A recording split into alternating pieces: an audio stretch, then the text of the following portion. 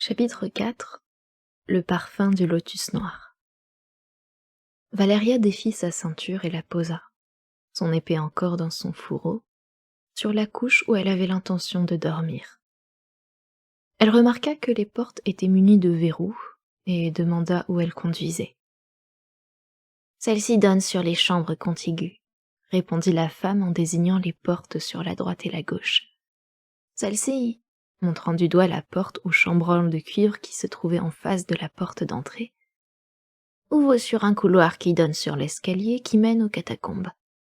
N'aie pas peur, il ne peut rien t'arriver ici. » « Qui parle d'avoir peur ?» dit sèchement Valeria. « J'aime juste savoir dans quel genre de port je fais escale. Non, je ne veux pas que tu dormes au pied de mon lit. Je n'ai pas l'habitude d'être servie. Pas par des femmes, en tout cas. Tu peux te retirer. » Une fois seule dans sa chambre, la pirate tira les verrous de toutes les portes, ôta ses bottes, et s'allongea en s'étirant voluptueusement sur sa couche.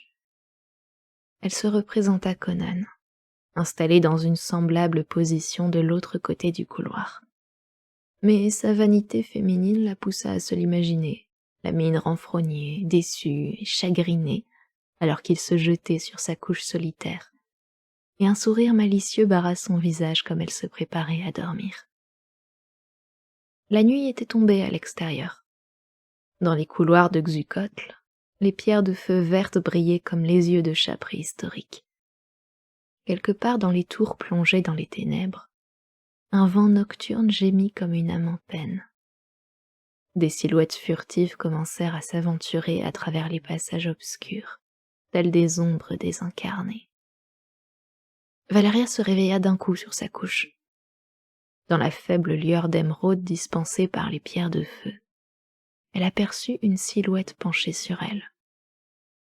Pendant un instant confus, ce fut comme si l'apparition faisait partie du rêve dont elle avait été arrachée. Il lui avait semblé être en train de dormir dans la chambre dans laquelle elle se trouvait effectivement, tandis qu'au-dessus d'elle puisait et vibrait une gigantesque fleur noire, si énorme qu'elle occultait le plafond. Son parfum exotique pénétrait son être tout entier, provoquant en elle une torpeur sensuelle et délicieuse, qui était à la fois plus et moins que le sommeil. Elle s'enfonçait dans les brumes parfumées d'une béatitude insouciante lorsque quelque chose avait touché son visage. La drogue avait aiguisé ses sensations à un point tel que ce léger attouchement lui fit l'effet d'un choc violent, la réveillant d'un coup, en pleine possession de ses moyens. C'est alors qu'elle vit, non une fleur aux proportions démesurées, mais une femme à la peau sombre qui se tenait au-dessus d'elle. La rage et une réaction immédiate s'ensuivirent aussitôt. La femme se retourna dans un mouvement souple, mais avant qu'elle puisse s'enfuir, Valeria était sur ses pieds et l'avait attrapée par le bras. La fille se débattit comme une tigresse pendant quelques secondes, puis se résigna comme elle se sentait écrasée par la force supérieure de son adversaire. La femme pirate lui tordit le bras de façon qu'elle se retrouve en face d'elle, la saisit par le menton de sa main libre et força sa prisonnière à rencontrer son regard. C'était Yassala, la servante maussade de Taskela.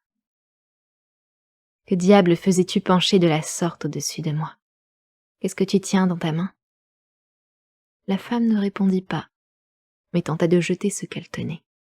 Valeria lui tordit de nouveau le bras et Yassala laissa échapper une grande fleur exotique noire au bout d'une tige vert jade. Elle était aussi grosse que la tête d'une femme, certes, mais minuscule comparée à la vision exagérée qu'elle avait eue.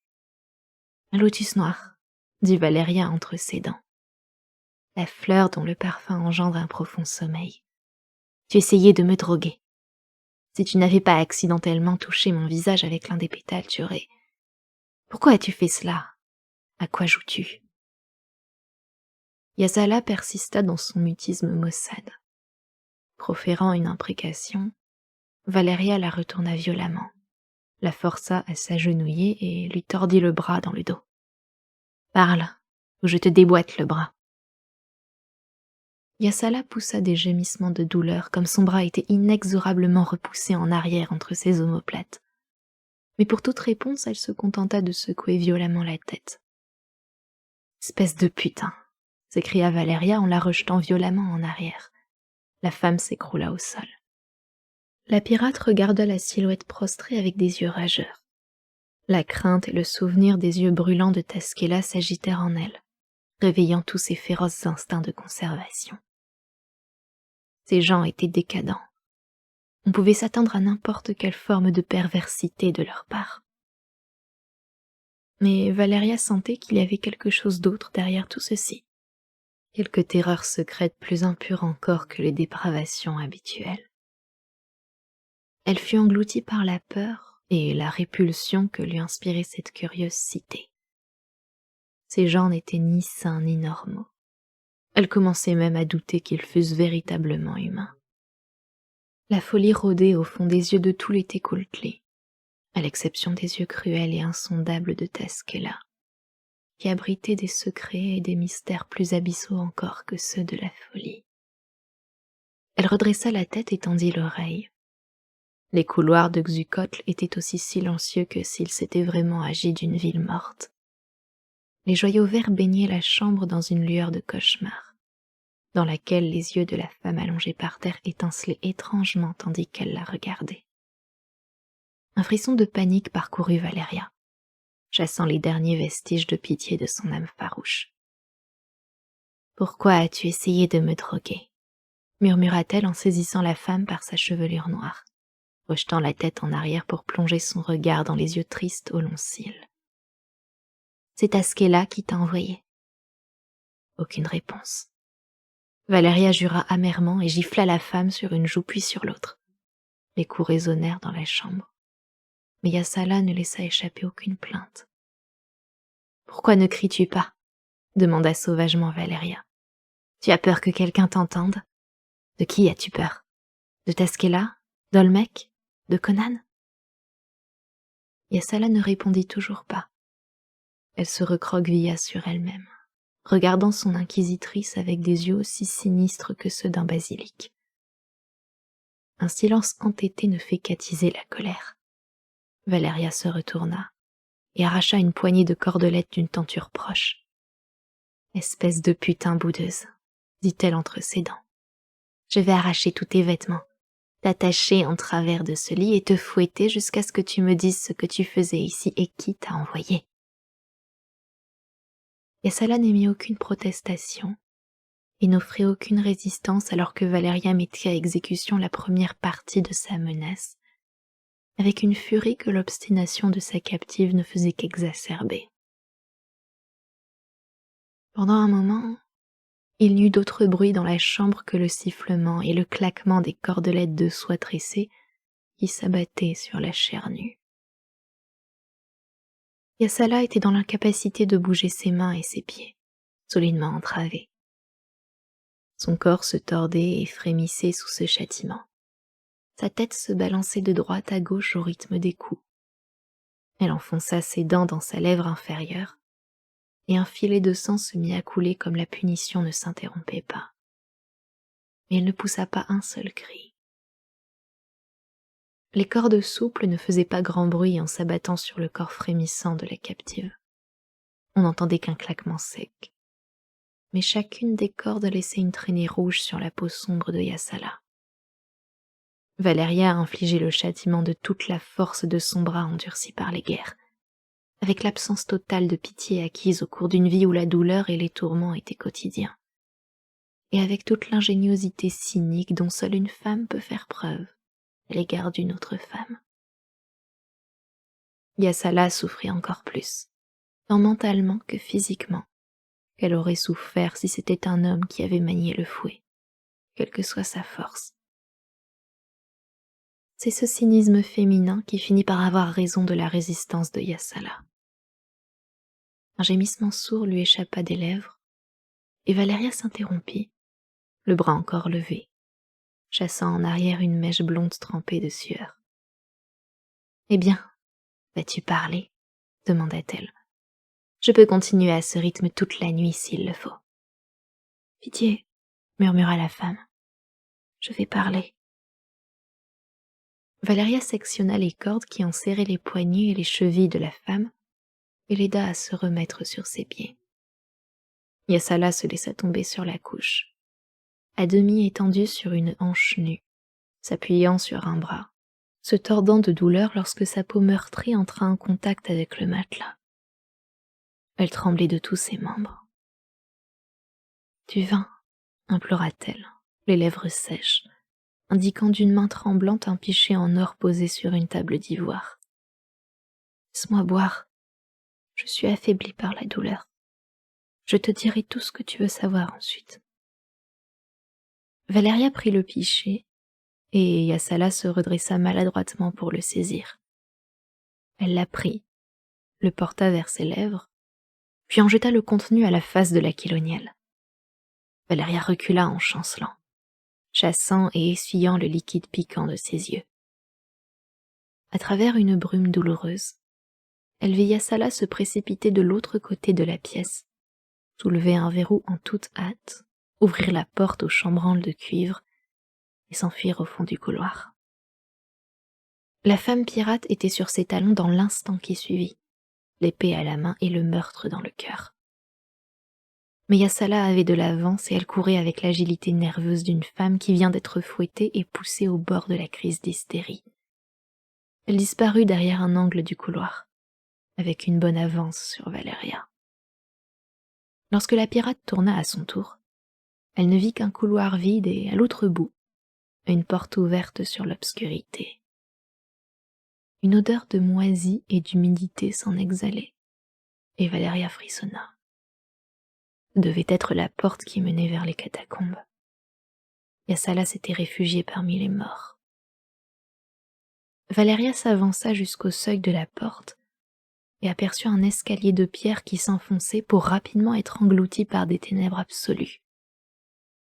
C'était de toute évidence un passage qui menait directement aux fosses souterraines de la ville, sans accès aux étages inférieurs. Elle frissonna légèrement en songeant aux milliers de cadavres gisant là-dessous dans leurs cryptes de pierre, enveloppés dans leurs linceuls pourrissants. Elle n'avait aucune intention de descendre à tâtons ces marches de pierre. Yassala connaissait sans doute les moindres coins et recoins de ces tunnels. Elle faisait demi-tour, frustrée et furieuse, lorsqu'un sanglot étouffé monta du puits de ténèbres. Il semblait provenir d'une très grande profondeur, mais on discernait quelques mots, et la voix qui les prononçait était celle d'une femme. « Oh, au secours! Au secours, au nom de Seth! Ah !» La voix s'effilocha, et il sembla à Valeria qu'elle entendit l'écho d'un ricanement spectral. Elle eut la chair de poule. Qu'était-il arrivé à Yassala au fond de ces ténèbres épaisses? Il ne faisait aucun doute que c'était bien elle qui avait poussé ce cri. Mais que pouvait-il bien lui être arrivé? Un Xotalankar rôdait-il donc en bas? Olmec leur avait assuré que la partie des catacombes qui se trouvait sous Tekultli était isolée du reste, et que le mur était bien trop solide pour que leurs ennemis puissent l'enfoncer. De plus, ce ricanement n'avait vraiment rien d'humain. Valeria revint en courant à l'autre bout du couloir, sans prendre la peine de refermer la porte derrière elle. Elle regagna sa chambre, referma la porte, et poussa le verrou derrière elle. Elle enfila ses bottes et boucla la ceinture de son épée. Elle était bien déterminée à aller trouver Conan et à le presser, s'il était encore en vie, de se joindre à elle pour se tailler un chemin à coups d'épée hors de cette cité de démons. Mais au moment où elle atteignait la porte qui donnait sur le couloir, un long hurlement d'agonie retentit à travers les couloirs, suivi du bruit d'une course effrénée et du fracas sonore des épées.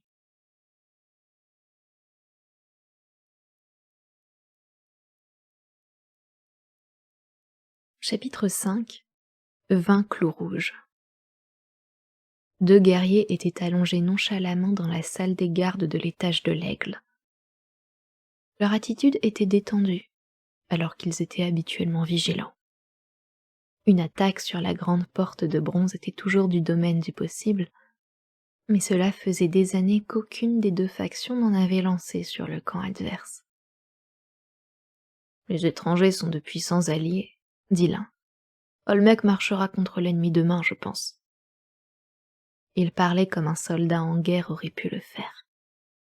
Dans le monde miniature de Xuchotl, chaque poignée de guerriers était une armée, et les couloirs vides entre les châteaux étaient le pays sur lequel manœuvraient les armées en guerre.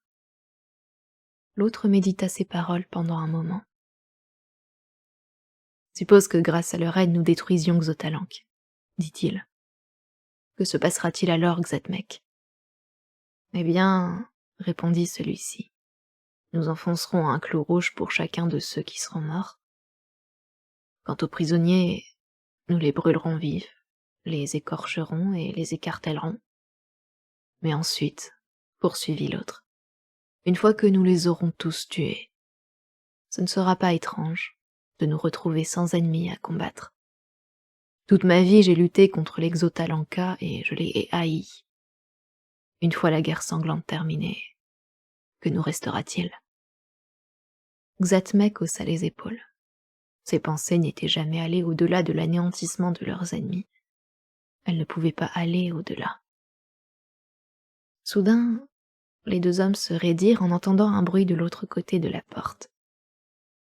À la porte, Xatmec, siffla celui qui s'était exprimé le dernier. Je vais regarder à travers l'œil. Xatmec, l'épée à la main, plaqua son oreille contre le portail de bronze, s'efforçant d'entendre à travers le métal. Son compagnon regarda dans le miroir.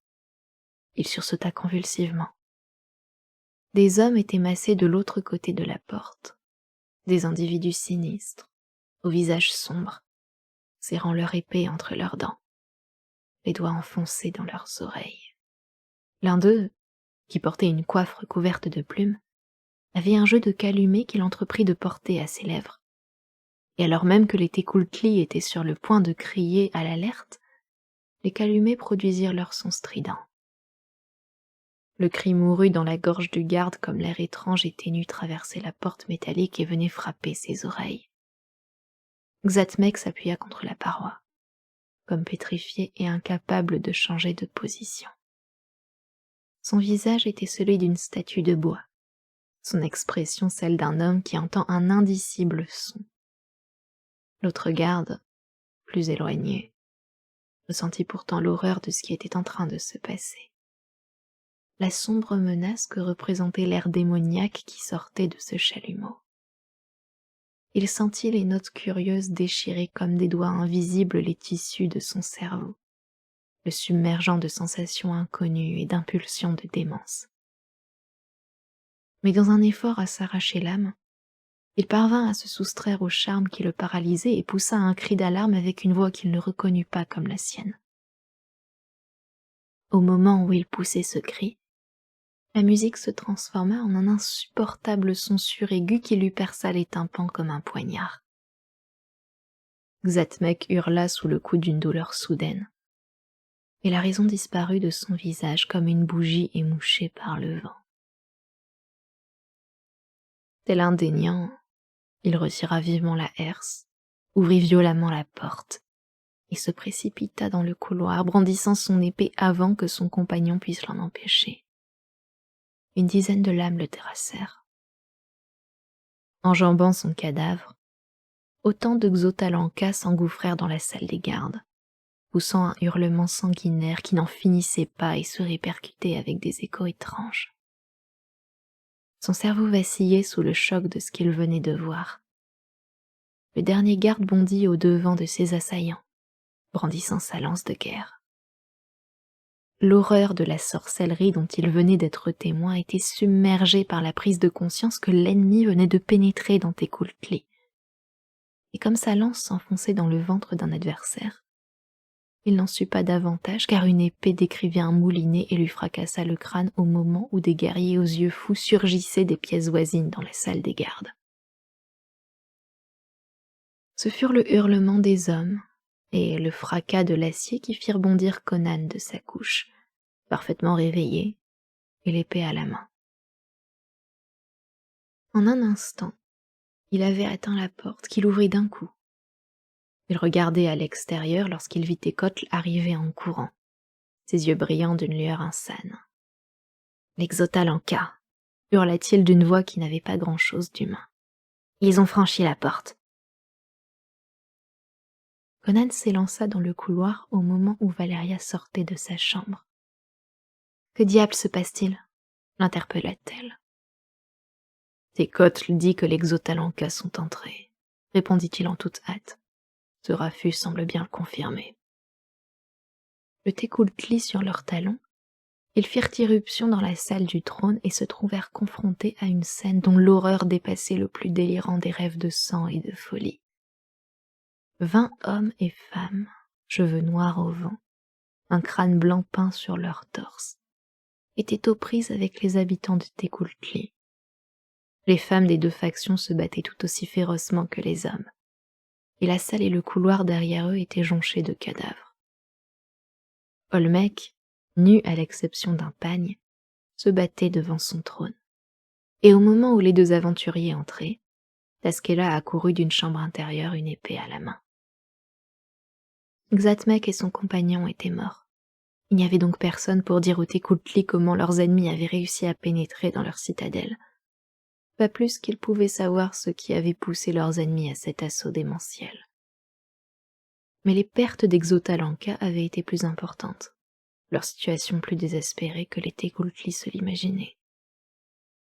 La perte de leur allié à la peau écailleuse, la destruction du crâne ardent et la nouvelle, délivrée dans son dernier souffle par un mourant, que de mystérieux alliés à la peau blanche s'étaient joints à leurs ennemis, les avait poussés dans les derniers retranchements du désespoir et à la détermination farouche de mourir en donnant la mort à leurs vieux ennemis. Les Técuhtli, passé le choc initial de la surprise, qui les avait refoulés dans la salle du trône, laissant le sol jonché de leurs cadavres, ripostèrent avec une fureur tout aussi meurtrière, tandis que les gardes des étages inférieurs arrivaient en hurlant pour se jeter dans la mêlée. C'était le combat à mort de loups enragés, lutte aveugle, haletante, impitoyable. La marée de la bataille afflua et reflua de la porte au podium. Les lames tailladèrent et s'enfoncèrent dans la chair. Le sang gicla. Des pieds s'imprimèrent dans le sol cramoisi où se formaient des mares plus rouges encore. Des tables d'ivoire furent renversées, des sièges fendus, des tentures de velours arrachées et maculées d'écarlate. C'était le moment culminant d'un demi-siècle sanglant, et chaque personne présente le sentait. Mais la conclusion était inévitable.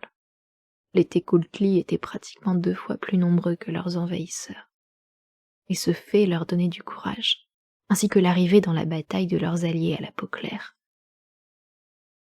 Ceux-ci se précipitèrent dans la mêlée avec l'effet dévastateur d'un ouragan fauchant un bosquet d'arbrisseaux. En force brute, 3 Tlazitlans n'étaient pas de taille à s'opposer au seul Conan. Et en dépit de son poids, il était bien plus agile que n'importe lequel d'entre eux. Il se déplaçait à travers les remous de cette masse tourbillonnante avec la sûreté et l'efficacité mortelle d'un loup gris au milieu d'une meute de bâtards, laissant derrière lui un sillage de silhouettes qui se tordaient à terre. Valeria se battait à ses côtés, le sourire aux lèvres et les yeux flamboyants. Elle était plus forte qu'un homme moyen, et bien plus rapide et féroce. Dans sa main, son épée devenait une chose vivante. Là où Conan écrasait toute opposition par la force pure et la puissance de ses coups, brisant les lances, fendant les crânes et ouvrant les poitrines jusqu'au sternum, Valeria mettait en œuvre une finesse d'escrime qui aveuglait et déconcertait ses adversaires avant qu'elle les tue. À maintes reprises, un guerrier qui brandissait sa lourde épée dans les airs trouva la pointe de la lame de la pirate enfoncée dans sa jugulaire avant qu'il puisse frapper. Conan, dominant le champ de bataille, avançait à grands pas au sein de la masse confuse, frappant à droite et à gauche. Mais Valeria se déplaçait comme un spectre insaisissable, changeant sans cesse de position, frappant de taille et d'estoc en virevoltant. Les épées la rataient encore et encore.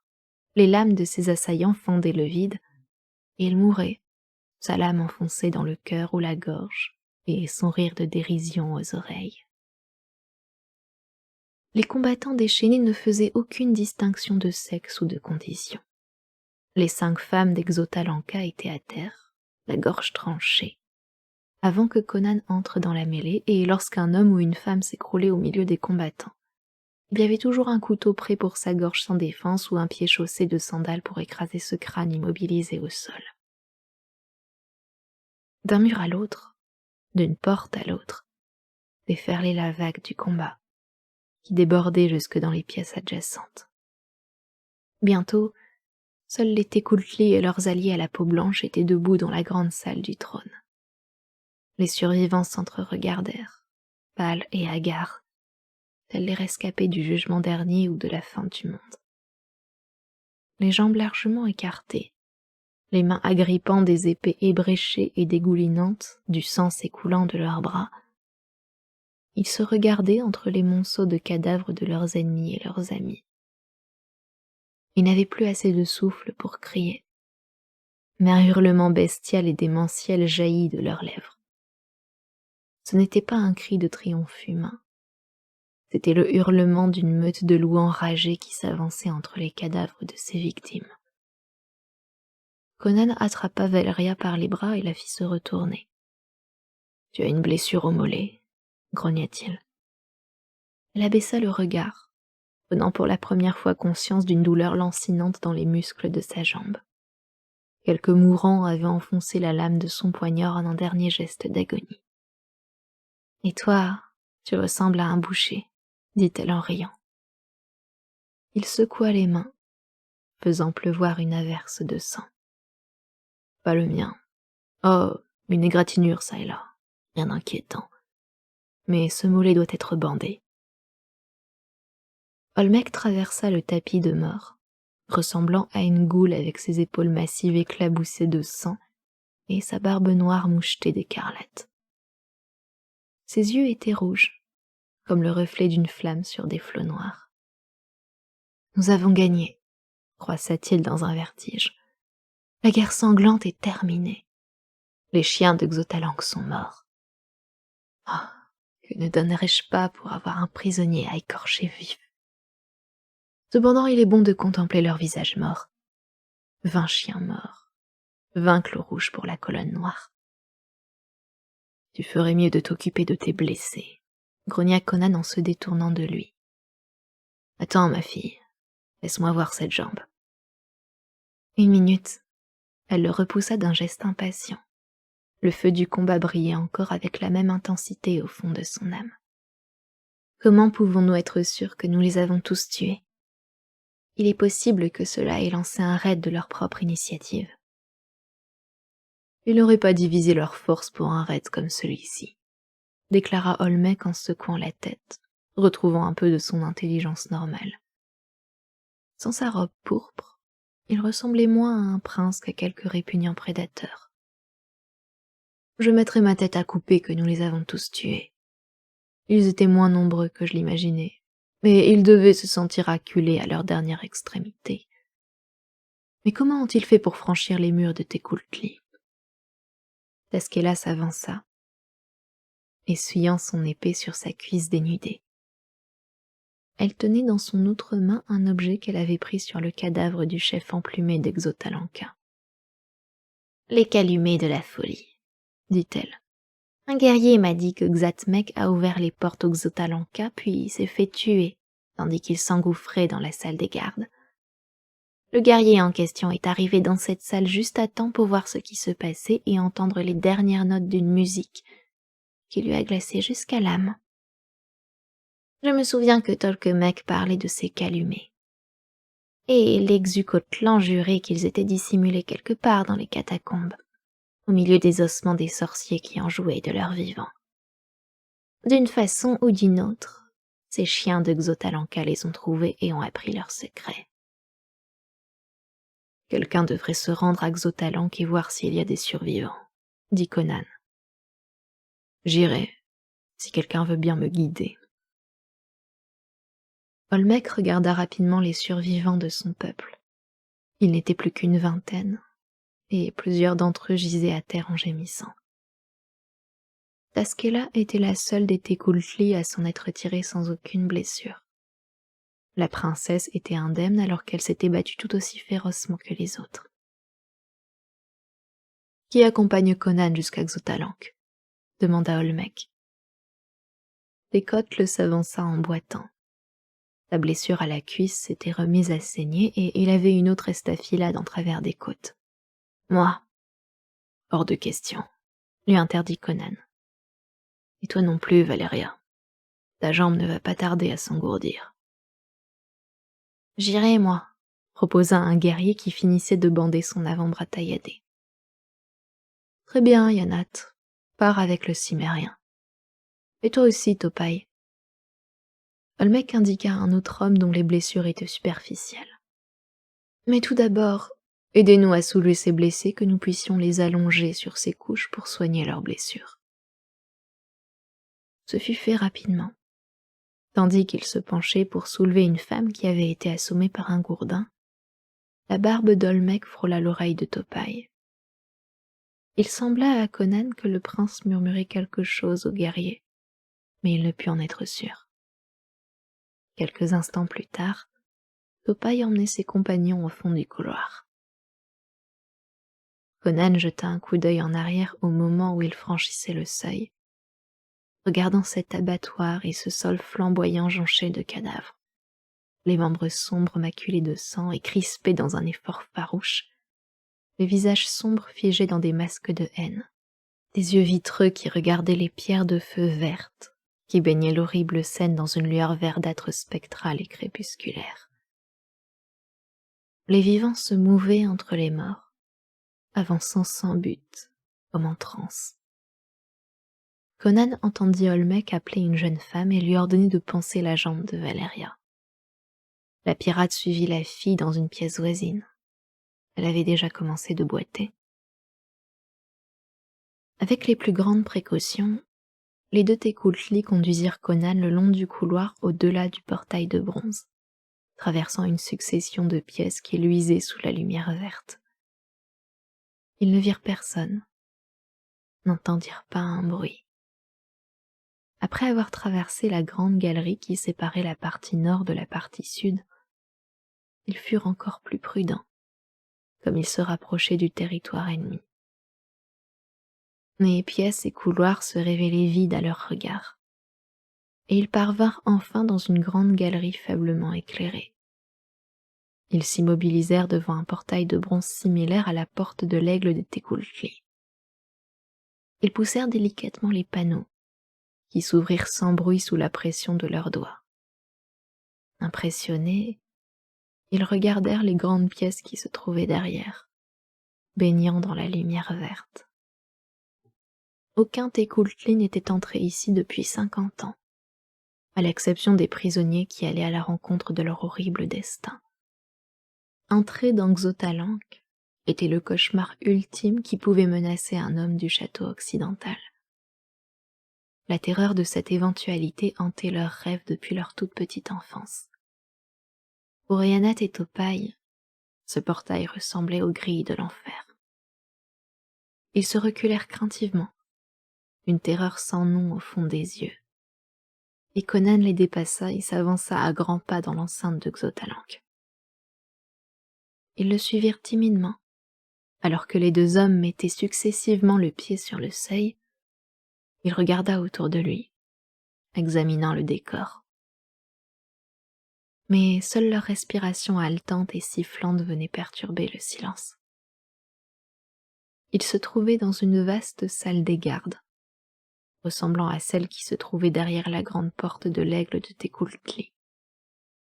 De la même façon, un couloir s'en éloignait, donnant sur une vaste pièce qui était la réplique de la salle du trône d'Olmec. Conan jeta un coup d'œil dans la salle, à ses tapis, ses divans et ses tentures, immobiles, tendant l'oreille. Il n'entendit aucun bruit, et les pièces paraissaient désertes. Il ne pensait pas qu'il restait un Xotalanca en vie à Xuchotl. « Venez » marmonna-t-il en s'élançant vers le couloir. Il ne s'était pas avancé bien loin lorsqu'il se rendit compte que seul Yanat le suivait. Il pivota et aperçut Topaï qui se tenait dans une attitude horrifiée, un bras tendu en avant, comme pour parer quelque menace qui allait fondre sur lui.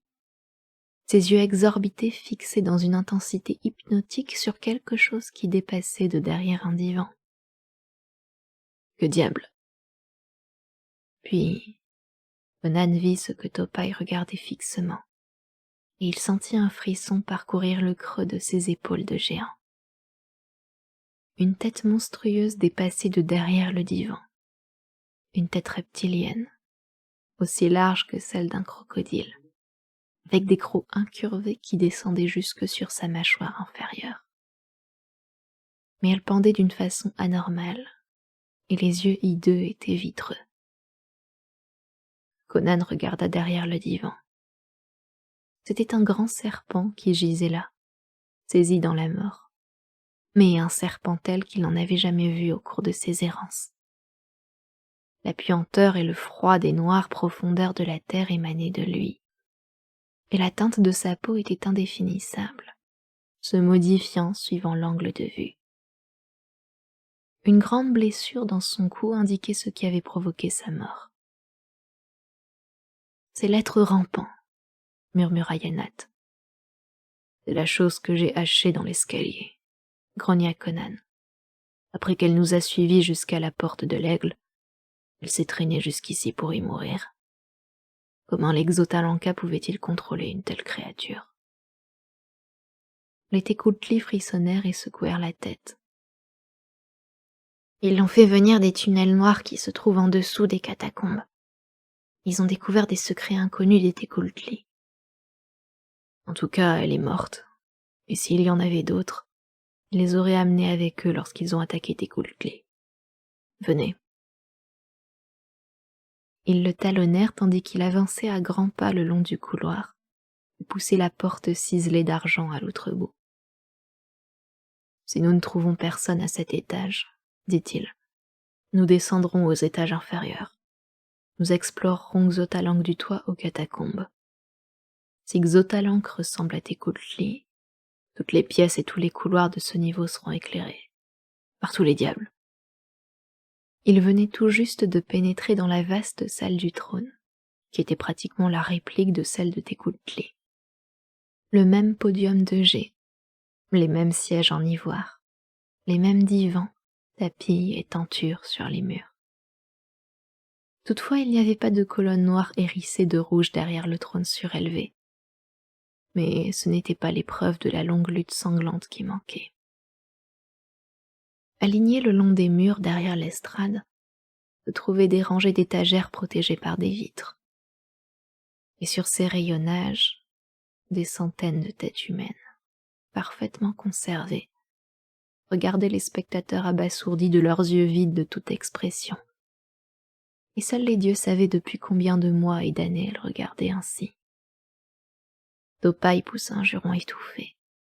Mais Yanat resta silencieux, et la lueur de démence grandit au fond de ses yeux. Conan fronça les sourcils, sachant que la raison des Tlazitlans ne tenait qu'à un fil. Soudain, Yanat tendit un doigt tremblant vers les sinistres reliques. « C'est la tête de mon frère, » murmura-t-il. « Et là, celle du frère cadet de mon père. Et là, celle du fils aîné de ma sœur. » Il se mit alors à sangloter, pleurant sans larmes. Des sanglots durs et sonores qui secouaient toute sa carcasse. Il ne détachait pas les yeux des têtes. Ses sanglots se firent plus aigus et se transformèrent en un rire suraigu et terrifiant, qui à son tour devint un hurlement insupportable. Yanat était devenu totalement fou. Conan posa une main sur son épaule et, comme si ce simple contact avait libéré toute la fureur contenue au fond de son âme, Yanat hurla et se retourna vivement, frappant le cimérien de son épée. Conan para le coup, et Topaï tenta d'immobiliser le bras de Yanat. Mais le démon lévita et, l'écume aux lèvres, il enfonça sa lame au plus profond du corps de Topaï. Ce dernier s'écroula en poussant un gémissement. Et Yanat pivota sur lui-même pendant quelques instants, tel un derviche fou. Puis il se précipita sur les étagères et abattit sa lame sur les vitres en poussant des hurlements blasphématoires. Conan bondit sur lui par derrière, essayant de le prendre au dépourvu et de le désarmer. Mais le démon se retourna et se jeta sur lui, hurlant comme une âme damnée. Comprenant que le guerrier était devenu fou allié, le Cimmérien fit un pas de côté et alors que le démon le dépassait, il abattit sa lame qui s'enfonça à travers l'épaule et le torse de celui-ci. L'homme s'écroula au sol, mort, à côté de sa victime agonisante. Conan se pencha au-dessus de Topai, voyant que l'homme était sur le point de rendre son dernier soupir. Il était inutile d'essayer d'étancher le flot de sang qui s'écoulait de l'horrible blessure. « Tu es sur le point de mourir, Topai, » grogna Conan. « As-tu un dernier mot à transmettre au tien ?»« Penche-toi un peu plus, » haleta Topai. Conan s'exécuta. Mais un instant plus tard, il saisissait le poignet de l'homme alors que celui-ci tentait de lui enfoncer la dague dans la poitrine. « Chrome, jura Conan. Es-tu devenu fou, toi aussi ?»« Olmec l'a ordonné, » haleta le mourant. « Je ne sais pas pourquoi. Au moment où nous soulevions les blessés pour les allonger sur les couches, il m'a murmuré de te tuer au moment où nous repartirions vers Tékultli. » Et avec le nom de son clan sur les lèvres, Topai mourut. Conan fronça les sourcils en le regardant, déconcerté.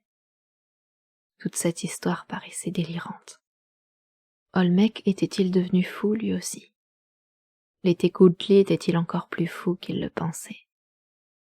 Avec un haussement d'épaule, il retraversa le couloir et la porte de bronze, laissant derrière lui les cadavres des Tékultli qui gisaient sous les yeux morts des têtes de leurs proches parents.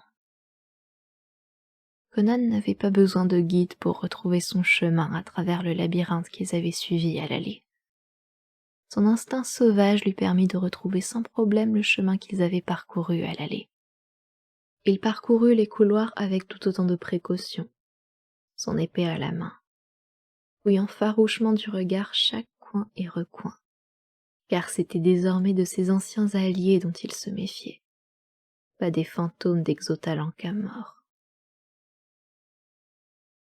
Il venait de longer la grande galerie et s'avancer dans les pièces de l'autre côté de celle-ci, lorsqu'il entendit le bruit de quelque chose qui se déplaçait devant lui.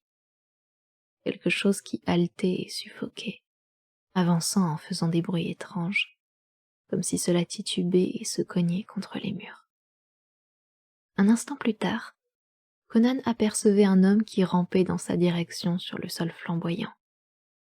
Un homme qui progressait en laissant derrière lui une large traînée sanglante sur le sol cramoisi. C'était Tékotl, et ses yeux commençaient déjà à devenir vitreux. D'une profonde plaie dans sa poitrine, un flot de sang s'écoulait régulièrement entre ses doigts serrés. Il s'aidait de son autre main pour avancer et se traîner sur le sol. « Conan !» s'écria-t-il dans un sanglot étouffé. « Conan ! Olmec a capturé la femme aux cheveux jaunes. » « Voilà pourquoi il a demandé à Topai de me tuer, » marmonna Conan, posant un genou au sol à côté de l'homme. Son œil expérimenté lui apprit qu'il était mourant. Olmec n'est pas aussi fou que je le pensais. Les doigts tâtonnants de Tékotl saisirent le bras de Conan. Au cours de la vie froide, dépourvue d'amour et somme toute horrible du Tékultli, son admiration et son affection pour les intrus venus du monde extérieur avaient formé une oasis de chaleur humaine, l'avaient relié à une humanité plus naturelle, qui était totalement absente de ses semblables, dont les émotions se limitaient à la haine, à l'envie et à une cruauté sadique. J'ai cherché à l'en empêcher, gargouilla Tékotl, une mousse sanglante affleurant ses lèvres. Mais il m'a terrassé. Il pensait bien m'avoir tué, mais je me suis enfui en rampant. C'est comme j'ai rampé loin dans mon propre sang. Prends garde, Conan. Olmec t'a peut-être tendu une embuscade en prévision de ton retour. Tue Olmec. Tu es une bête fauve. Prends Valéria avec toi et fuyez. N'ayez pas peur de devoir traverser la forêt. Olmec et Taskela ont menti au sujet des dragons. Ils se sont entretués il y a des années de cela et tous sont morts, à l'exception du plus fort d'entre eux. Cela fait une 12aine d'années qu'il n'y a plus qu'un seul dragon. Si vous l'avez tué, il n'y a plus rien à craindre dans la forêt. C'était le dieu que vénérait Olmec, qui lui offrait des sacrifices humains, les plus jeunes et les plus vieux d'entre nous, ligotés et jetés à l'extérieur des murs de la cité. Vite. Olmec a emmené Valéria dans la chambre de... Sa tête s'affaissa, et il était mort avant qu'elle touche le sol. Conan se redressa d'un bond et ses yeux étaient des charbons ardents. Voilà donc à quoi jouait Olmec, après s'être servi de ses alliés pour anéantir ses ennemis. Il aurait dû se douter qu'une chose pareille se tramait au fond du cerveau de ce dégénéré à la barbe noire. Le Cimmérien partit en direction de Técuhtli à une vitesse téméraire. Il estima rapidement le nombre de ses anciens alliés. Il n'était que 21, en comptant Olmec, à avoir survécu à la terrible bataille dans la salle du trône. 3 autres étaient morts dans l'intervalle, ce qui laissait donc 17 ennemis avec lesquels compter. Dans sa rage, Conan se sentait de taille à affronter le clan tout entier et à tous les tuer. Mais la ruse innée, qui est l'apanage des créatures vivant en dehors de la civilisation, prit le dessus sur sa fureur aveugle. Il se souvint des mots de Técotl qui le prévenaient d'une embuscade. Il était plus que probable que le prince ait pris cette précaution, au cas où Topaï échoue à exécuter son ordre. Olmec s'attendait de toute évidence qu'il revienne par le chemin qu'il avait emprunté pour se rendre à Xotalanc. Conan leva les yeux vers une lucarne sous laquelle il passait et aperçut le scintillement voilé des étoiles. Elle n'avait pas encore commencé à pâlir à l'approche de l'aube. Les événements de la nuit s'étaient déroulés en un laps de temps relativement court. Il s'écarta du trajet le plus direct et descendit un escalier en colimaçon pour arriver au niveau inférieur. Il ne savait pas où se trouvait le portail qui permettait d'entrer dans le château à cet étage, mais il savait qu'il pourrait le trouver. En revanche, il ne savait pas comment il pourrait forcer les verrous. Il pensait que toutes les portes de Técuhtli seraient fermées et verrouillées, ne serait-ce que par un demi-siècle d'habitude. Mais il n'y avait rien d'autre à faire que tenter sa chance. Épée en main, il avança en toute hâte et sans bruit dans un dédale de pièces et de couloirs, tour à tour éclairés ou plongés dans l'obscurité. Il comprit qu'il était tout près de Técuhtli, lorsqu'un bruit le fit soudain s'immobiliser. Il le reconnut pour ce que c'était. Un être humain tentant de pousser un cri alors qu'il est bâillonné. Cela venait de quelque part devant lui, sur sa gauche. Dans ces pièces plongées dans un silence de mort, le moindre bruit portait loin. Conan tourna et alla dans la direction du bruit, qui continuait à se répéter. Peu après, il regardait par une porte et découvrait un curieux spectacle. Au milieu de la pièce se trouvait une structure métallique de faible hauteur, qui ressemblait à un chevalet de torture. Une silhouette gigantesque était immobilisée dessus.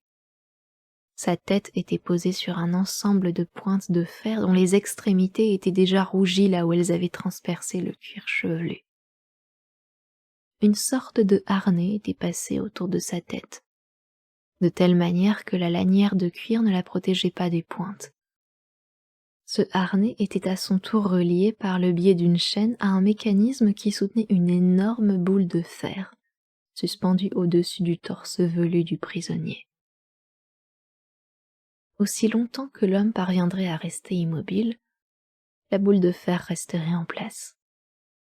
Mais chaque fois que les douleurs provoquées par les pointes de fer lui faisaient lever la tête, l'énorme boule de fer descendait de quelques pouces.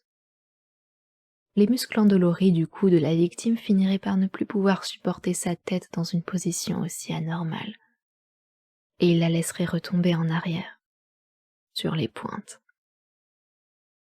Il était évident que la boule de fer finirait par l'écraser et le réduire en bouillie, lentement, inexorablement. La victime était bâillonnée, et au-dessus de ses bâillons, ses grands yeux bovins roulaient sauvagement dans la direction de l'homme, qui se tenait sur le seuil de la pièce et restait muet de stupéfaction. L'homme sur le chevalet de torture était Olmec, prince de Técuhltli.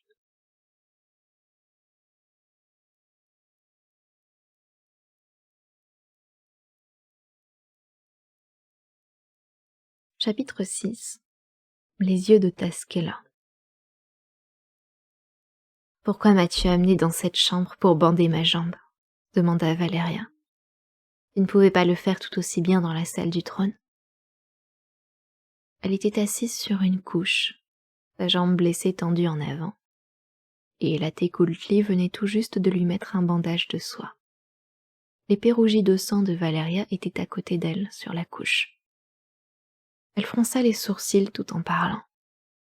La femme avait effectué sa tâche en silence et avec efficacité.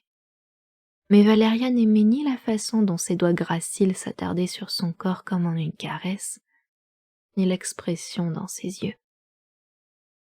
« Ils ont emmené le reste des blessés dans les autres chambres, » répondit la femme avec la voix posée des femmes Técuhltli, qui cependant ne reflétait aucune douceur ou bonté naturelle. Peu de temps auparavant, Valeria avait vu cette même femme enfoncer son poignard dans la poitrine d'une ennemie et arracher les globes oculaires d'un blessé. « De plus, » ajouta-t-elle, « ils vont emporter les cadavres dans les catacombes, de peur que leurs fantômes s'échappent et restent pour hanter les pièces. »« Tu crois aux fantômes ?» lui demanda Valeria. « Je sais que le fantôme de Tolkemec hante les catacombes, » répondit-elle en frissonnant. « Je l'ai vu une fois, tandis que j'étais dissimulée entre les os d'une reine morte. Il est passé devant moi sous la forme d'un vieillard à la barbe blanche, aux cheveux flottants et aux yeux lumineux, brillant dans les ténèbres. C'était bien Tolkemec. Je l'avais vu une fois vivant, quand j'étais petite, pendant qu'on le torturait. » Sa voix se réduisit à un simple murmure apeuré. Le mec rit, et je sais que le fantôme de Tolkemec hante les catacombes. Ils disent que ce sont les rats qui rongent la chair de ceux qui viennent de mourir. Mais les fantômes se nourrissent de chair. Qui sait ce que... Elle releva vivement les yeux comme une ombre venait de tomber en travers de la couche. Valeria leva les yeux à son tour et vit Olmec qui la regardait. Le prince avait débarrassé ses mains, son torse et sa barbe du sang qui les maculait. Mais il n'avait pas revêtu sa robe, et son grand corps glabre à la peau et aux membres sombres accentuait l'impression de force bestiale qui se dégageait de sa personne. Ses yeux noirs et profonds brûlaient d'un feu plus élémentaire encore, et ses doigts tremblaient tandis qu'il tirait sur son épaisse barbe bleu-noir. Il regarda fixement la jeune femme, et celle-ci se leva et se glissa hors de la chambre.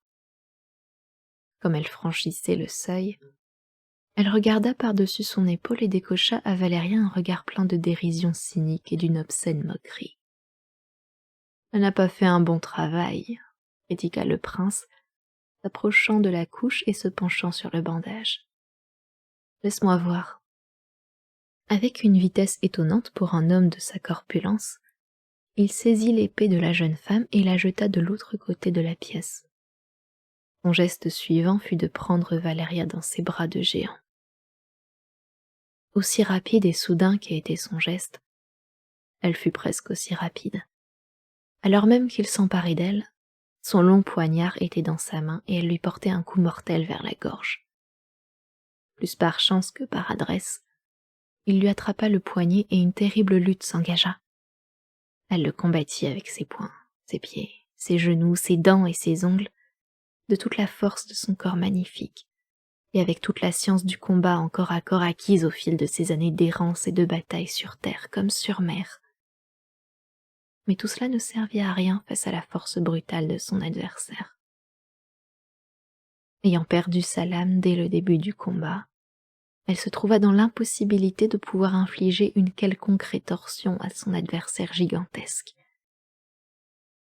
La flamme au fond des yeux étranges d'Olmec ne s'altéra pas, et leur expression, décuplée par le sourire narquois qui semblait figé sur ses lèvres barbues, emplit Valeria de rage. Ses yeux et ce sourire contenaient tout le cynisme cruel sous-jacent d'une race sophistiquée et dégénérée, et, pour la première fois de sa vie, Valeria sut ce que c'était qu'avoir peur d'un homme. C'était comme lutter contre une irrésistible force élémentaire. Les bras de fer se jouaient de tous ses efforts avec une facilité qui envoya des ondes de panique à travers tous ses membres. Il semblait insensible à toutes les douleurs qu'elle pouvait lui infliger.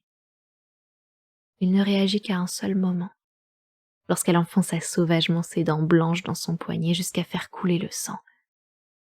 Et sa réaction fut de lui asséner une puissante gifle sur la joue, faisant jaillir des étoiles devant ses yeux et envoyant sa tête heurter son épaule. Sa chemise avait été déchirée pendant la lutte, et avec une cruauté cynique, il frotta sa barbe épaisse sur ses seins nus, faisant apparaître des traînées de sang sur sa peau claire, et lui arrachant un cri de douleur et de colère outrée. Sa résistance convulsive était inutile. Elle fut plaquée violemment sur la couche, désarmée et haletante, et ses yeux se levèrent vers lui, brûlants comme ceux d'une tigresse prise au piège. Un instant plus tard, il sortait précipitamment de la chambre, la portant dans ses bras. Elle n'offrit aucune résistance, mais la lueur qui couvait au fond de ses yeux montrait qu'elle était toujours invaincue, moralement au moins. Elle n'avait pas poussé un seul cri. Elle savait que Conan n'était pas à portée de voix et il ne lui vint pas à l'esprit que quiconque à Tecuhltli oserait s'opposer à son prince. Mais elle remarqua qu'Olmec avançait furtivement, penchant la tête comme s'il tendait l'oreille à l'affût d'un éventuel signe de poursuite. Et il n'alla pas en direction de la salle du trône. Tenant toujours la jeune femme entre ses bras, il franchit la porte à l'opposé de celle qu'il avait empruntée en arrivant, traversa une seconde pièce et s'avança le long d'un couloir. Désormais persuadée qu'il craignait que quelqu'un s'oppose à cet enlèvement, elle rejeta la tête en arrière et cria à tue-tête. Elle en fut récompensée par une claque qui l'assomma à moitié, et Olmec pressa le pas, courant à moitié. Mais son cri avait reçu un écho et, tordant la tête de côté, Valeria, dans la pluie de larmes et d'étoiles qui l'aveuglait à moitié, vit Tecuhltli se jeter à leur poursuite en boitant. Olmec fit demi-tour en poussant un grognement. Il passa la jeune femme sous un de ses bras et, ce faisant, la mit dans une position tout aussi inconfortable qu'indécente, tandis qu'elle se tordait et se débattait en vain comme une enfant. « Olmec, protesta Tecuhltli, tu ne peux pas être un tel chien au point d'oser faire cela. C'est la femme de Conan. Elle nous a aidés à tuer l'Exotalanka et... » Sans un mot, Olmec serra sa main restée libre et frappa le guerrier blessé de son gigantesque poing, l'envoyant rouler à terre, inanimé. Il se pencha, pas le moins du monde gêné par les imprécations et la ruade de sa captive, tira la lame de Tecuhltli de son fourreau et enfonça le poignard du guerrier dans sa poitrine. Puis il jeta l'arme au loin et reprit sa fuite le long du couloir. Il n'aperçut pas le visage sombre d'une femme qu'il observait discrètement de derrière une tenture.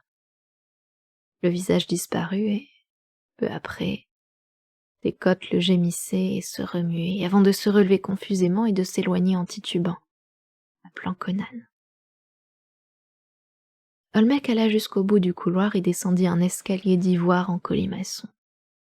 Il longea ensuite plusieurs couloirs et s'arrêta finalement dans une vaste pièce, dont toutes les portes sauf une étaient dissimulées derrière de lourdes tentures. Une lourde porte de bronze similaire à la porte de l'aigle de l'étage supérieur. La désignant du doigt, il ne put s'empêcher de dire dans un grondement sourd: « Ceci est l'une des portes qui mènent hors de tes côtes-clés. Pour la première fois depuis 50 ans, elle n'est pas gardée. Nous n'avons plus besoin de la garder à présent, car Xotalanc appartient au passé. Grâce à Conan et à moi, sale brute sanguinaire, pesta Valeria, tremblant de rage et de honte d'être aussi impuissante. Chien perfide, Conan te tranchera la gorge pour ça. » Olmec ne prit pas la peine de lui dire qu'il pensait que la propre gorge de Conan avait déjà été tranchée, suivant les instructions qu'il avait données à voix basse. Il était bien trop cynique pour s'intéresser un tant soit peu à ce qu'elle pensait ou croyait. Ses yeux embrasés la dévoraient du regard, s'attardant ardemment sur les généreuses étendues de chair blanche et ferme, là où sa chemise et sa tunique avaient été arrachées pendant le combat. « Oublie Conan, » dit-il d'une voix épaisse. « Olmec est le seigneur de Xuchotl. Xotalanc n'existe plus. Il n'y aura plus de combat. Nous passerons le reste de notre vie à boire et à faire l'amour. Buvons d'abord. » Il s'assit sur une table d'ivoire et l'attira sur ses genoux, tel un satyre à la peau sombre tenant une nymphe blanche dans ses bras. Ignorant ses jurons, qui ne ressemblaient en rien aux propos qu'aurait pu tenir une nymphe, il la réduisit à l'impuissance, en passant un de ses grands bras autour de sa taille, tandis qu'il tendait l'autre vers l'autre bout de la table et s'emparait d'un flacon de vin. « Bois, » lui ordonna-t-il, portant le flacon à ses lèvres tandis qu'elle se tordait et détournait la tête. Le liquide se renversa, piquant ses lèvres et aspergeant ses seins nus. « Ton invité n'aime pas ton vin, Olmec, » dit une voix froide et sardonique. Olmec se raidit, et une lueur de peur se fit jour au fond de ses yeux enflammés. Il tourna lentement sa lourde tête et posa son regard sur Tasquela, qui se tenait négligemment dans l'embrasure d'une des portes ou tentures, une main sur sa hanche souple. Valeria se tordit, s'efforçant de s'arracher à l'étreinte d'acier, et, lorsque son regard rencontra les yeux brûlants de Tasquela, un frisson parcourut son échine. Des expériences nouvelles submergeaient l'âme fière de Valeria cette nuit-là. Elle avait tout récemment appris à craindre un homme, et elle savait désormais ce que c'était que craindre une femme. Olmec resta assis et immobile, et une pâleur cendrée apparut sur sa peau basanée. Tasquela sortit son autre main de derrière elle, montrant un petit flacon doré. « J'avais bien peur qu'elle n'aime pas ton vin, Olmec, » ronronna la princesse. « C'est pourquoi j'ai apporté un peu du mien, de celui que j'ai rapporté il y a bien longtemps des rives du lac Zuad. Tu comprends ce que je veux dire, Olmec ?» Des gouttelettes de transpiration apparurent brusquement sur le front d'Olmec. Ses muscles se détendirent. Valeria s'arracha à son étreinte et mit la table entre deux. Mais même si la raison lui dictait de se précipiter hors de cette pièce, une fascination qu'elle ne pouvait s'expliquer la faisait rester là, figée, à observer la scène. Tasquela s'avança vers le prince, qui était resté assis, d'une démarche souple et ondulante, qui était déjà une moquerie en soi. Sa voix était douce, ronronnante, caressante, ses yeux étincelaient. Ses doigts graciles coururent légèrement sur sa barbe. « Tu es égoïste, Olmec, » dit-elle d'une voix langoureuse, tout en souriant. « Tu voulais garder notre belle invitée pour toi seule, alors même que tu savais que je comptais bien la divertir. Tu as gravement fauté, Olmec. » Le masque tomba un instant. Ses yeux s'illuminèrent, son visage se tordit et, faisant preuve d'une force incroyable, Sa main se referma convulsivement sur la barbe du prince et en arracha une pleine poignée de poils. Cette démonstration de force surnaturelle n'était pas plus terrifiante que la fugitive révélation de la fureur démoniaque qui couvait sous son apparence impassible. Olmec se releva en poussant un rugissement et se mit à se balancer comme un ours, ses mains puissantes se nouant et se dénouant. « Sale traînée !» dit-il d'une voix caverneuse qui emplit la pièce. « Sorcière, diablesse, des coups de clé auraient dû te tuer il y a 50 ans. Pars d'ici, j'ai supporté trop de choses de ta part. Cette fille à la peau blanche est à moi. Pars avant que je te tue. » La princesse éclata de rire et lui jeta au visage ses poils de barbe ensanglantés. Son rire était plus dur que le son du silex frappant l'acier. « Tu n'as pas toujours dit ça, Olmec, » le railla-t-elle. « Autrefois, quand tu étais jeune, tu me disais des mots d'amour. Oui, tu m'as aimé autrefois, il y a des années de cela. Et parce que tu m'aimais, tu as dormi dans mes bras sous le lotus enchanté, plaçant ainsi entre mes mains les chaînes qui firent de toi mon esclave. Tu sais que tu ne peux rien contre moi.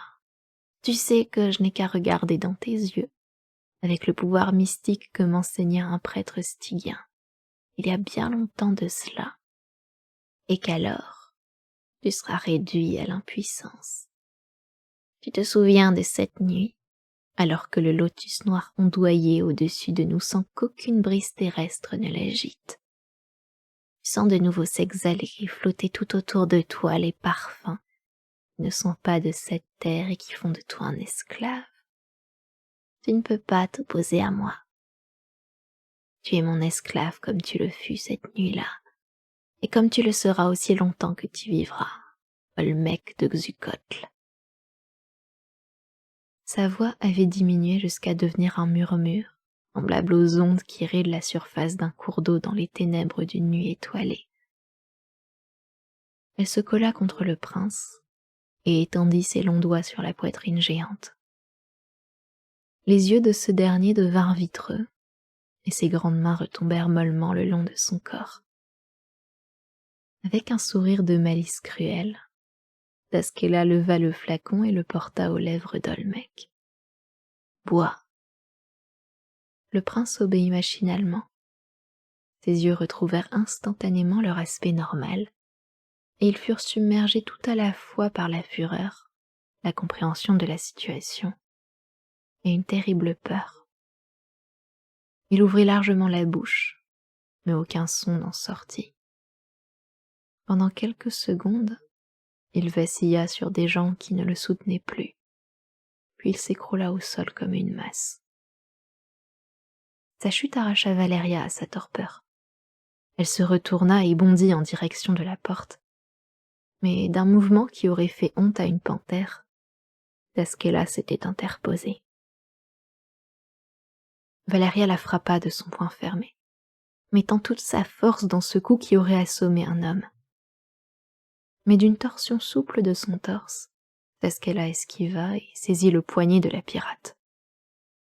L'instant d'après, la main gauche de Valeria était également emprisonnée. Tenant les deux poignets d'une seule main, Tasquela les ligota calmement à l'aide d'une corde qu'elle tira de sa ceinture. Valeria pensait qu'elle avait déjà subi cette nuit toutes les humiliations qu'il était possible de subir. Mais la honte qu'elle avait éprouvée lorsque Olmec la malmenait n'était rien, comparée aux sensations qui secouaient son corps tout entier. Valeria avait toujours été encline à mépriser les personnes de son sexe, et il était accablant pour elle de se trouver confrontée à une femme qui pouvait se jouer d'elle comme si elle n'était qu'une enfant. Elle n'offrit pratiquement aucune résistance lorsque Tasquela la força à s'asseoir sur une chaise, puis, tirant ses poignets liés jusqu'entre ses genoux, les attacha à la chaise. Enjambant nonchalamment le corps d'Olmec, Tasquela s'avança jusqu'à la porte de bronze, leva le verrou et l'ouvrit d'un coup, révélant le couloir au-delà. Ce couloir, fit-elle remarquer, s'adressant à sa captive pour la première fois, donne sur une pièce qui servait autrefois de salle de torture. Lorsque nous nous sommes retirés à Tecuhltli, nous avons emporté avec nous la plupart des instruments. Mais il y avait un appareil qui était trop lourd pour être déplacé. Il est toujours en état de marche. Je pense qu'il va se révéler fort utile à présent. Une flamme de terreur et de compréhension envahit les yeux d'Olmec. Taskela s'avança de nouveau vers lui, se pencha et le saisit par les cheveux. Il n'est que temporairement paralysé, remarqua-t-elle l'air de rien. Il peut entendre, penser et ressentir. Oui, il peut d'ailleurs très bien ressentir. Et sur cette sinistre observation, elle s'avança une nouvelle fois vers la porte, tirant la carcasse géante avec une facilité qui fit s'écarquiller les yeux de la pirate. Elle franchit le seuil de la porte et s'enfonça dans la pièce sans la moindre hésitation, disparaissant peu après avec son prisonnier dans une seconde pièce, et où retentit peu après un cliquetis de fer. Valeria poussa un juron étouffé et tira en vain sur ses cordes, arquant ses jambes sur la chaise. Les cordes qui la maintenaient prisonnière étaient bien trop résistantes. Peu après, Taskela revenait seule. Derrière elle, un grognement étouffé monta de la pièce à l'autre bout. Elle ferma la porte derrière elle sans la verrouiller. Taskela n'était pas une créature d'habitude, tout comme elle était bien loin des émotions et des instincts humains. Valeria resta assise en silence, regardant la femme entre les fines mains de laquelle, comprit-elle, reposait son destin. Taskela saisit ses mèches jaunes et la força à rejeter la tête en arrière, abaissant un regard impersonnel sur son visage. Mais la lueur au fond de ses yeux était tout sauf impersonnelle. « Je t'ai choisi pour un grand honneur, » dit-elle. « Tu vas restaurer la jeunesse de Taskela. Ah, c'est cela que tu regardes. Mon apparence physique est celle de la jeunesse, mais je sens déjà le froid de la vieillesse commencer à couler paresseusement dans mes veines, comme je l'ai déjà senti un millier de fois. Je suis vieille, si vieille que je ne me rappelle pas mon enfance. Mais je fus une jeune femme autrefois. Un prince de Stygie tomba amoureux de moi et me donna le secret de l'immortalité et de la jeunesse éternelle. Il mourut peu après. Certains prétendirent qu'il avait été empoisonné. Mais je restai dans mon palais sur les berges du lac Zuad. Les années qui passaient ne m'atteignaient pas. Puis enfin, un prince de Stygie me désira et mon peuple se révolta et m'emmena dans ce pays. Olmec m'a appelée princesse. Je n'ai pas de sang royal. Je suis plus grande qu'une princesse. Je suis Taskela, dont la jeunesse va être restaurée par ta propre jeunesse. La langue de Valeria se colla à son palais. Elle sentait qu'il y avait là un mystère plus sombre encore que la perversion à laquelle elle s'était attendue. La grande femme détacha les poignets de l'Aquilonienne et la fit se redresser. Ce n'était pas la peur de la force physique supérieure de la princesse qui réduisait Valeria à l'état de captive tremblante et impuissante entre ses mains. C'étaient les yeux brûlants, magnétiques et terrifiants de Taskela.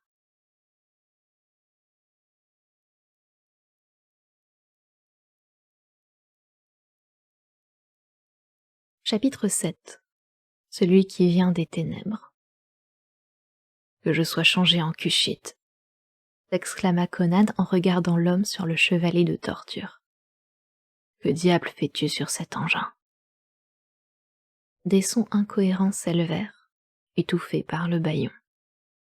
Conan se pencha et l'arracha, provoquant un beuglement de peur de la part du prisonnier car ce geste avait brusquement fait descendre la boule de fer, qui était désormais pratiquement au niveau de sa large poitrine. « Attention, pour l'amour de Seth !»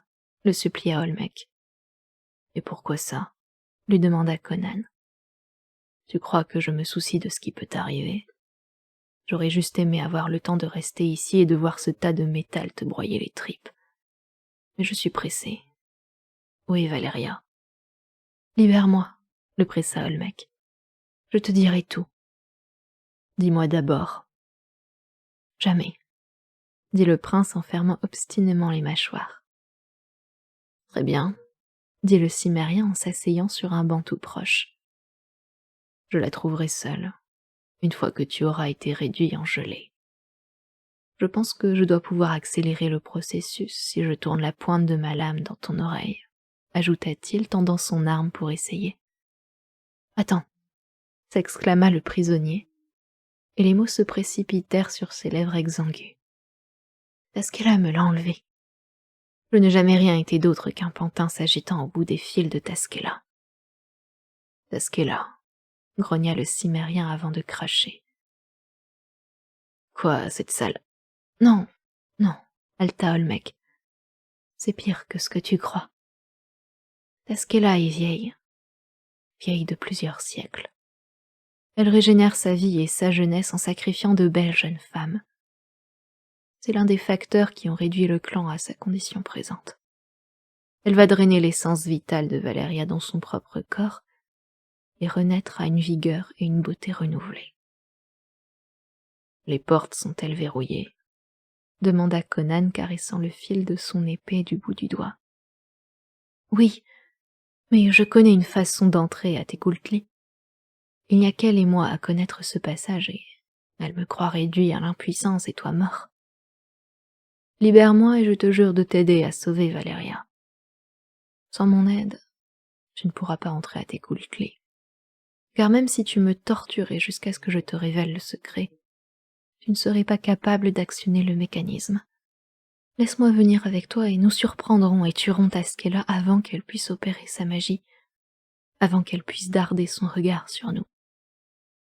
Un couteau lancé dans son dos fera l'affaire. J'aurais dû la tuer de la sorte il y a bien longtemps. Mais je craignais que, sans son aide, l'Exotalanca l'emporte sur nous. Elle aussi avait besoin de mon aide. C'est la seule raison pour laquelle elle m'a laissé vivre aussi longtemps.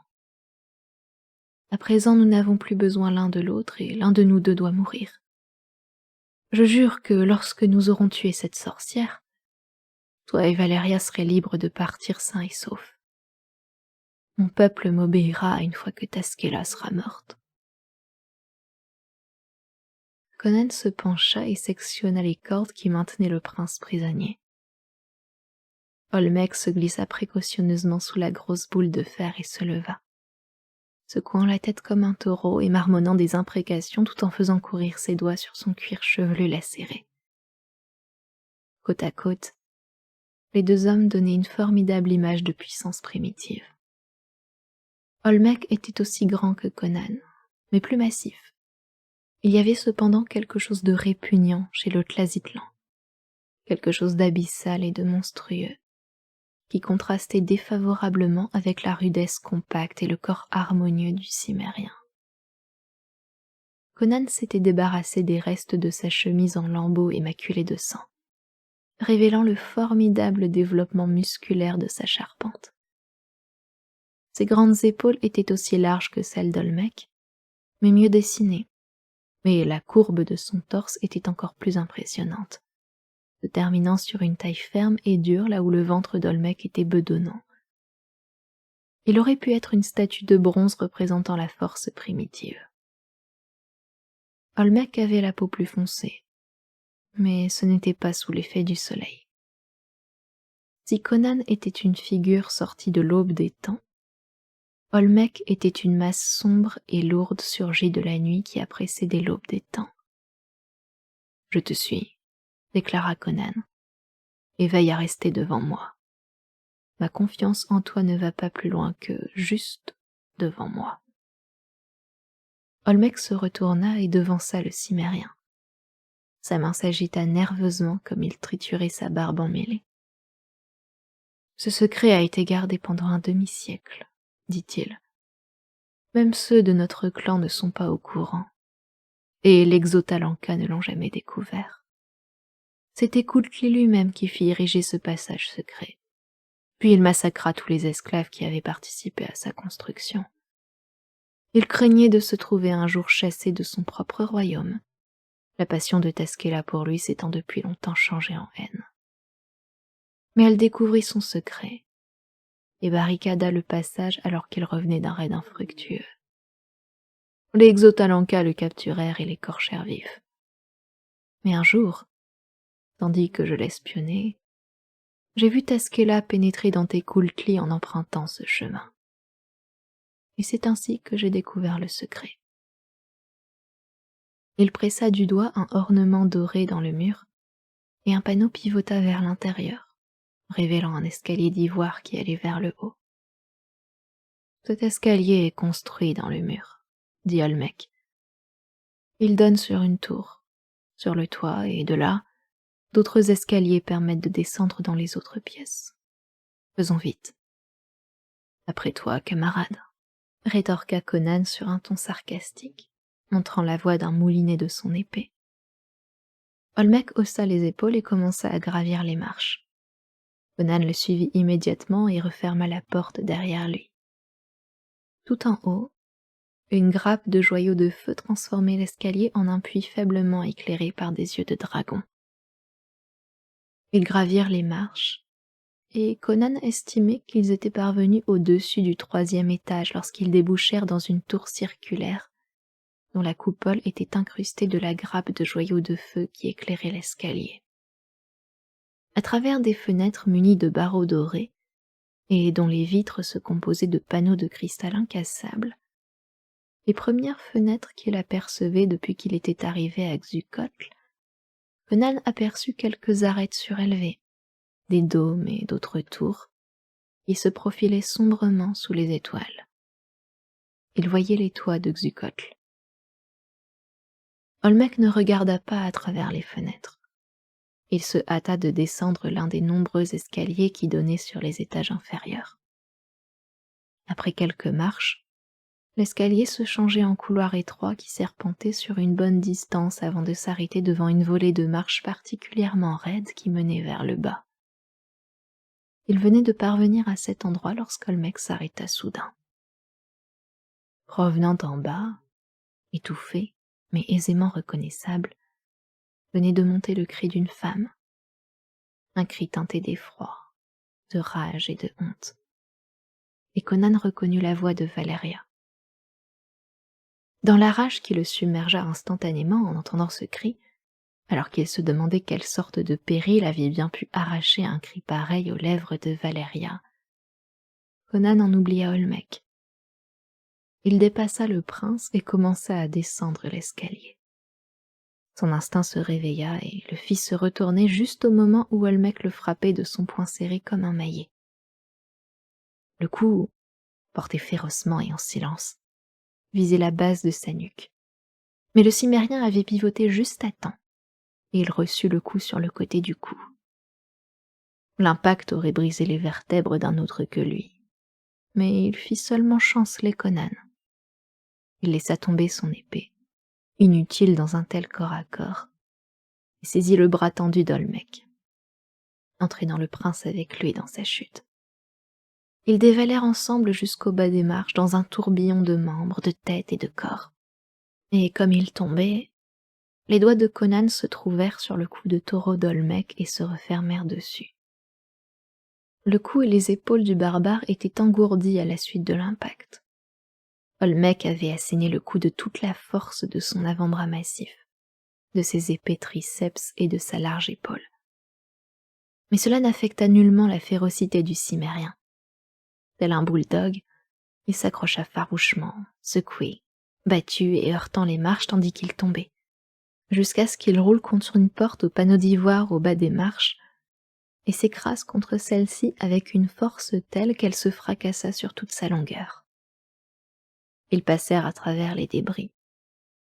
Mais Olmec était déjà mort, car les doigts d'acier du cimérien lui avaient brisé le cou, le tuant alors même qu'il tombait. Conan se redressa, secouant les éclats de bois de sa grande épaule et chassant le sang et la poussière qui l'aveuglait. Il se trouvait dans la grande salle du trône. Il y avait 15 personnes dans cette pièce en dehors de lui-même. La première personne qu'il vit fut Valeria. Un curieux autel noir avait été dressé devant le podium du trône. Disposés autour de celui-ci, 7 bougies noires dans leur chandelier doré envoyaient des spirales ondoyantes d'une épaisse fumée verdâtre vers le plafond, dégageant une odeur prenante. Les spirales se réunissaient vers le plafond pour former une arche de fumée au-dessus du trône. Valeria gisait sur l'autel, totalement nue, sa chair blanche et brillante formant un contraste saisissant avec la pierre luisante couleur d'ébène. Elle n'était pas attachée. Elle gisait de tout son long, ses bras tendus en arrière de sa tête. Au pied de l'autel était agenouillé un jeune homme qui lui tenait fermement les poignets. Une jeune femme était agenouillée à l'autre bout, maintenant ses chevilles. Ainsi maîtrisée, elle ne pouvait ni se lever ni même bouger. 11 hommes et femmes de Tecuhltli étaient agenouillés en silence en demi-cercle, regardant la scène de leurs yeux enflammés et lubriques. Taskela était nonchalamment enfoncée dans son trône d'ivoire. De l'encens brûlait dans des coupes de bronze, et les volutes tournoyantes se tordaient autour de ses membres nus, la caressant comme des doigts. Elle ne parvenait pas à rester immobile. Elle se mouvait et se prélassait en un voluptueux abandon, comme si elle éprouvait du plaisir au contact de l'ivoire poli sur sa chair nue. Le vacarme de la porte qui venait de se briser sous l'impact des corps projetés contre elle n'apporta aucun changement dans la scène. Les hommes et les femmes agenouillés se contentèrent de jeter un regard indifférent sur le cadavre de leur prince et sur l'homme qui se redressait au milieu des débris de la porte. Puis ils portèrent de nouveau les yeux sur la forme blanche qui gisait sur l'autel noir. Taskela regarda l'homme d'un air insolent et se renfonça dans son fauteuil, éclatant d'un rire moqueur. « Sale traînée !» s'écria Conan qui voyait rouge. Il serra ses mains comme démaillées tandis qu'il s'élançait vers elle. Alors qu'il faisait son premier pas, quelque chose résonna avec un bruit métallique, et l'acier mordit sauvagement sa jambe. Il trébucha et manqua de tomber, presque emporté par son élan. Les mâchoires d'un piège s'étaient refermées sur sa jambe, et les dents d'acier s'étaient enfoncées profondément sans lâcher leur prise. Seuls les muscles saillants de son mollet empêchèrent l'os de se briser. Le maudit engin avait surgi du sol cramoisi sans prévenir. Le cimérien pouvait désormais voir les fentes qui avaient parfaitement dissimulé le piège dans le sol. « Imbécile !» rit Taskela. « Tu pensais que je ne prendrais aucune précaution en prévision de ton éventuel retour. Chacune des portes de cette pièce est protégée par de tels pièges. Reste où tu es, et regarde donc, tandis que j'accomplis la destinée de ta très belle amie. Je me pencherai sur ton sort ensuite. » La main de Conan se porta instinctivement vers sa ceinture, pour n'y trouver qu'un fourreau vide. Son épée était sur l'escalier derrière lui. Son poignard était dans la forêt, là où le dragon l'avait arraché de sa mâchoire. Les dents d'acier dans sa jambe étaient pareilles à des charbons ardents, mais la douleur qu'elle lui infligeait n'était pas aussi féroce que la colère noire qui bouillonnait au fond de son âme. Il était pris au piège comme un loup. S'il avait eu son épée à portée de main, il aurait sectionné sa jambe et aurait rampé sur le sol pour aller tuer Taskela. Les yeux de Valeria roulèrent vers lui en un appel muet, et sa propre impuissance envoya des ondes écarlates de folie à travers le cerveau du cimérien. Se laissant tomber sur son genou libre, il tenta de passer ses doigts entre les mâchoires du piège pour essayer de toutes ses forces de les écarter. Le sang coula sous ses ongles, mais les mâchoires étaient bien trop enfoncées dans sa jambe, formant un cercle dont les segments se rejoignaient parfaitement, de sorte qu'il n'y avait pas le moindre espace entre sa chair lacérée et les crocs d'acier. La vue du corps nu de Valeria ajoutait de l'huile sur les flammes de sa rage. Taskela l'ignora. Se levant langoureusement de son siège, Elle balaya les rangs de ses sujets d'un regard inquisiteur et demanda: « Où sont Xamek, Slanat et Tashik ?»« Ils ne sont pas revenus des catacombes, princesse, » répondit un homme. « Comme nous, ils ont emporté les cadavres de ceux qui sont morts au combat dans les cryptes, mais ils ne sont pas revenus. Peut-être le fantôme de Tolkemec s'est-il emparé d'eux. »« Tais-toi, imbécile, » lui ordonna-t-elle sèchement. « Le fantôme n'est qu'un mythe. » Elle descendit de l'estrade, jouant avec une fine dague aux manches dorées. Ses yeux brûlaient d'une intensité qui n'avait pas son pareil de ce côté-ci de l'enfer. Elle s'immobilisa à côté de l'autel, et sa voix résonna dans le silence tendu. « Ta vie me fera redevenir jeune, femme blanche, » dit-elle. « Je vais me coucher sur toi, et placer mes lèvres sur les tiennes, et lentement, oh oui, lentement, j'enfoncerai cette lame dans ton cœur, de telle sorte que ta vie quittera ton corps raidissant pour entrer dans le mien et faire refleurir en moi la jeunesse et la vie éternelle. » Lentement, tel un serpent se lovant autour de sa victime, elle se pencha à travers les volutes de fumée, se rapprochant toujours un peu plus de la jeune femme désormais immobile, qui regardait ses yeux sombres et luisants, des yeux qui s'agrandirent et devinrent plus profonds, irradiants tels des lunes noires dans la fumée tourbillonnante. Ceux qui étaient agenouillés se prirent les mains et retinrent leur souffle, tendus dans l'attente du paroxysme sanglant.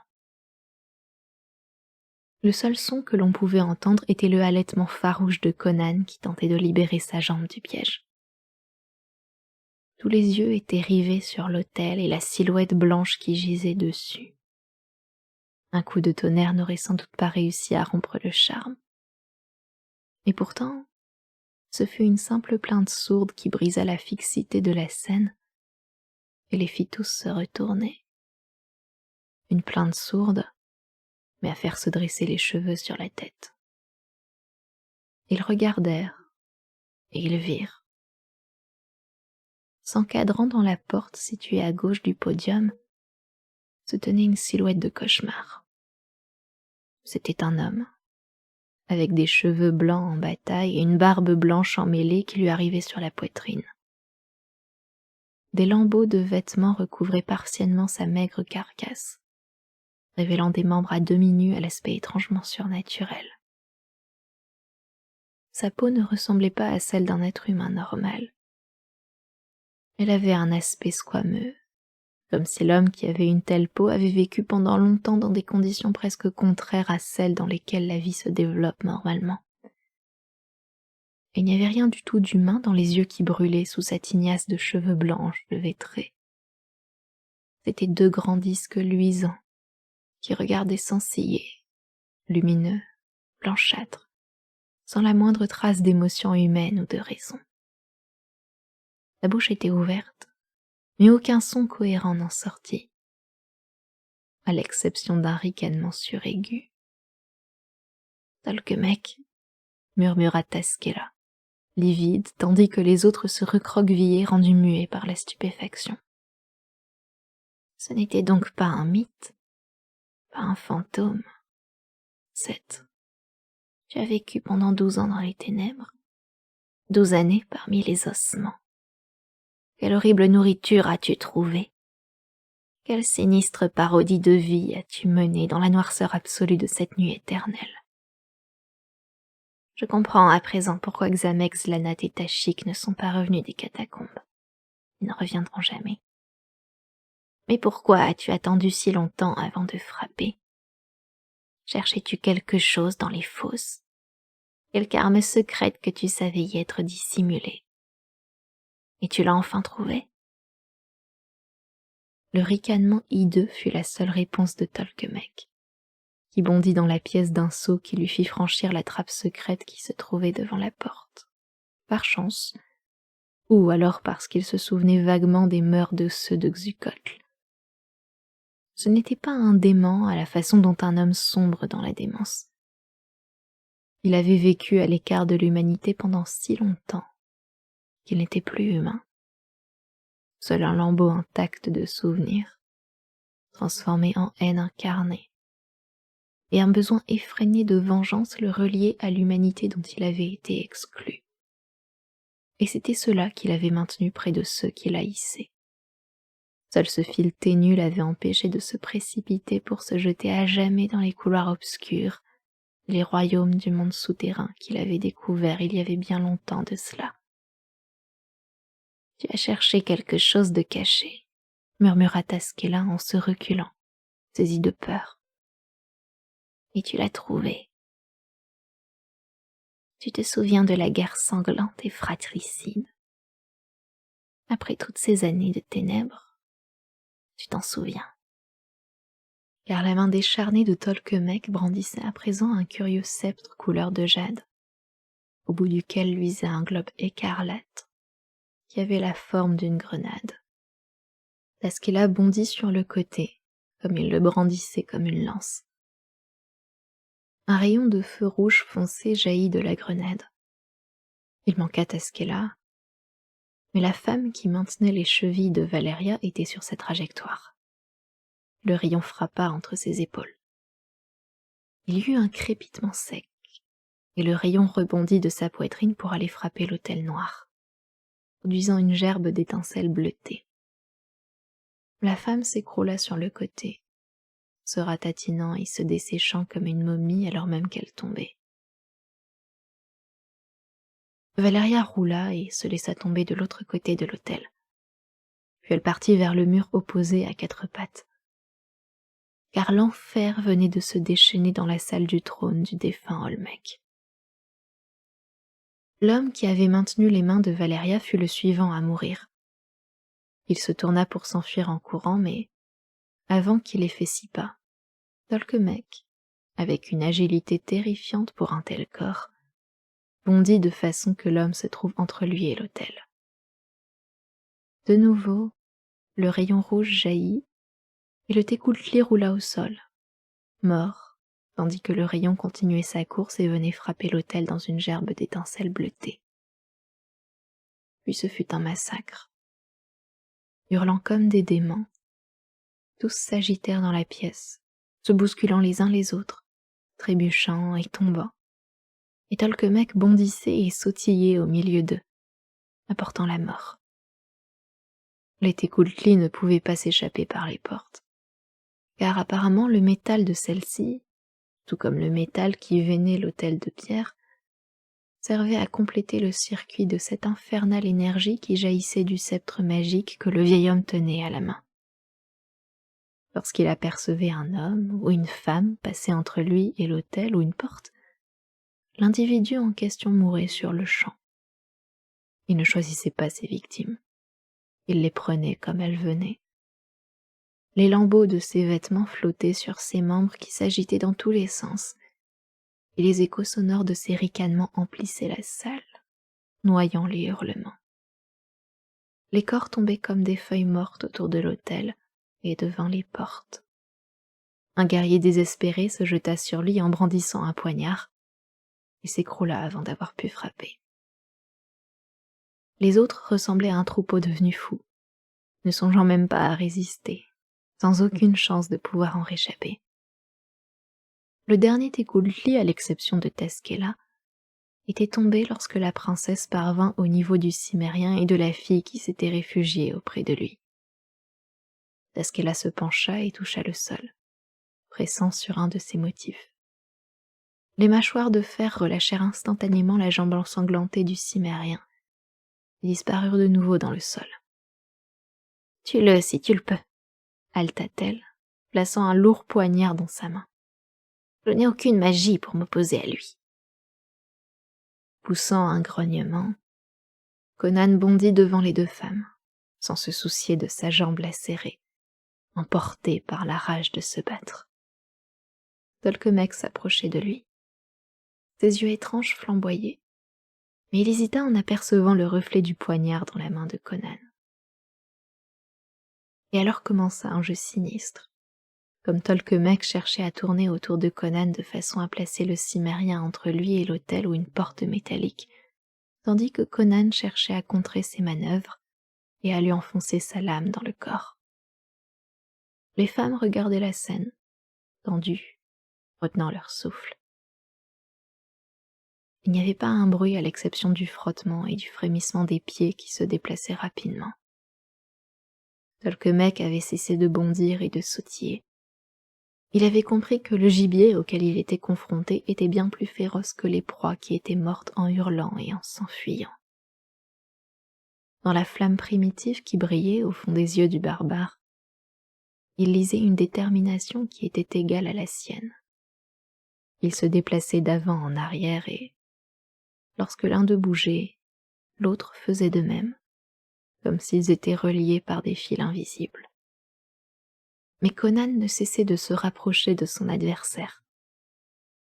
Déjà, les muscles noueux de ses cuisses commençaient à fléchir, se préparant pour le bond, lorsque soudain, Valéria poussa un cri.